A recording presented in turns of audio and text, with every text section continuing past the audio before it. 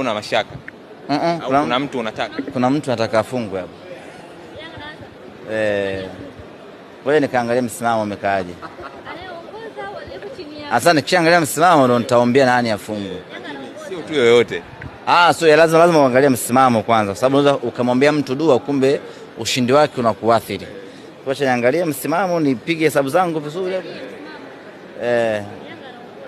Yanga anaongoza. Naam. Wewe na yeye. Okay.